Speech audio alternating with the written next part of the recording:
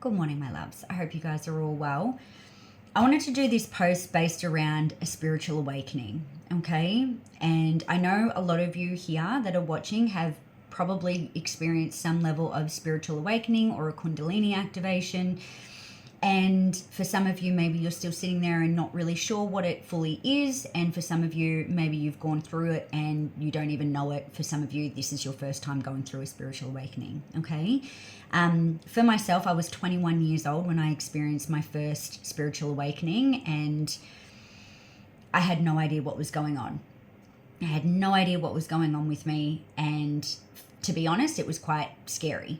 At that time, I was a single mother and I had no idea. Okay, so my purpose for doing this is that if this is something that you are experiencing, I just wanted to raise some awareness around this, just so you feel you're not alone in this experience. So the first thing that I've written down is what will happen is the breakdown. So when I say the breakdown, this can be in regards to relationships, whether this is in a partnership or this has got something to do with a family or this has got something to do with your friends. There's some level of breakdown that will take place. There can be very unexpected shifts and changes in regards to your job or in regards to your living situations. It's almost like everything starts to crumble. If you think about the Tower card in the tarot, it's like everything starts to crumble and you don't know why, and you start to freak out because it feels like everything that you know is no longer. And it's a level of not being in control, not having control of what's actually leaving. However, in the moment, we really can get a bit freaked out on this, but what is actually happening is that you are simply realigning your path, okay? So the breakdown is actually working in your favor, and it's working for your highest good to put you back onto the path of alignment. There could be breakdowns in regards to your health or things, okay? Then what can happen is you'll go into solitude. So you might isolate yourself, which means that you might shut yourself off from the entire world. You might want to just spend time alone. You might want to spend time alone, but also at the same time feel really fucking lonely. But to be around other people at this time is not something that you want to do, okay? You sit a lot in reflection and you have a lot of realizations. You start to go through the waves of the emotions as well.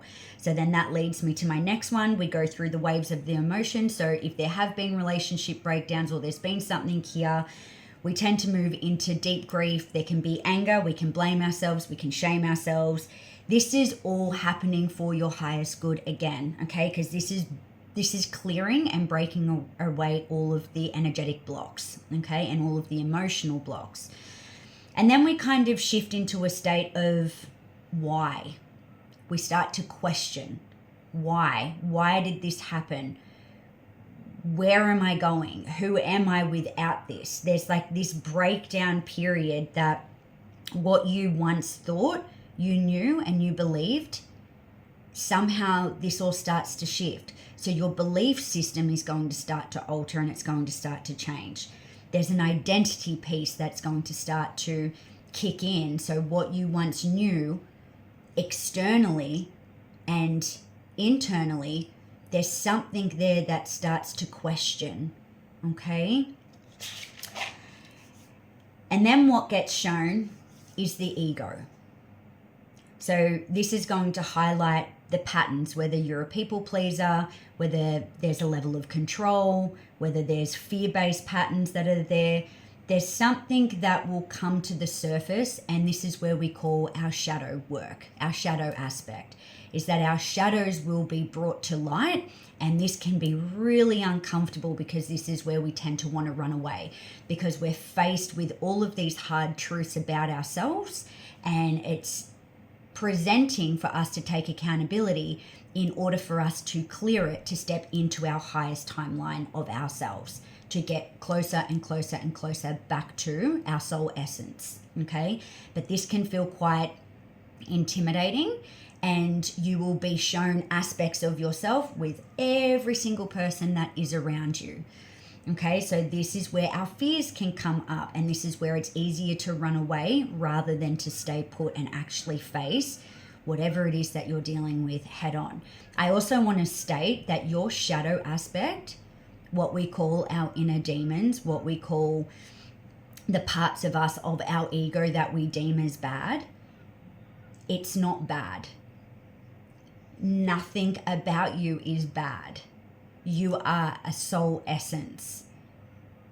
And your shadow, your ego, is also internally a beautiful aspect of yourself. So instead of trying to fight or run from your ego or run from your shadow, this is not what this purpose is for. It's for you to make peace with it. Befriend this aspect of yourself. It's the yin and the yang. You can't have one without the other. Okay?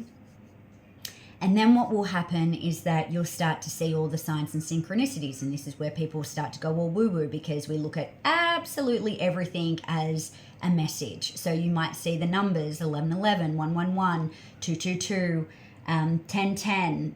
You know, it's the repetitive numbers. The universe is speaking to you in code because that's how it communicates, right? It's actually more mathematical than what people realize.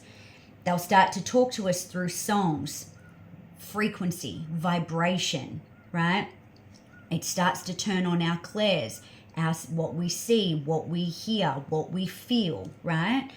And these things might come and they are quite random, or what a coincidence. There's no such thing as coincidences. And you might hear these things in very random places. It might be when you're at the shop, it might be when you're at the gym, it might be when you're filling up your car at the petrol station. You'll start to get messages through your dreams. You might see repetitive animals, butterflies, dragonflies, something like that, that's coming through and giving you messages. And then what starts to happen is that you start to open up your energy into a new vibration, into a new frequency, which then is sending out a signal to people that are on the same frequency as you. Okay? And this is because you're starting to move tables. Whether this was by choice or this was actually happening for you, but the table that you once upon a time sat at, you start to move, and that's the solitude. You move to a table, or maybe you feel like you've been forced to sit at a table on your own. That's the solitude. And then you start to move to a new table, which is a new vibration, which is your highest timeline, which is bringing in new people, places, things that are going to further your growth and are going to be able to support you on this new energetic frequency. So as you transition to this new table, you open yourself up and you start aligning with people that are there to help you and benefit you as well as you are to them. Right? There's a match. There's an energetic match. So your crowd may shift. Everything seems to be changing. And this is why it can feel quite daunting and it can feel quite scary. However, this is happening for your highest good. And it is so easy to go back to what was because that's familiar. And that feeds into the shadow aspect of yourself. It's easier to sit in the dark than to switch that light on and see all parts of yourself. And when you do step into the courage to turn that light on, you actually realize you've had control of the situation the entire time. Nothing is ever out of your control. It's just helping you, getting you to your highest version of self, closer to yourself. I hope this has helped.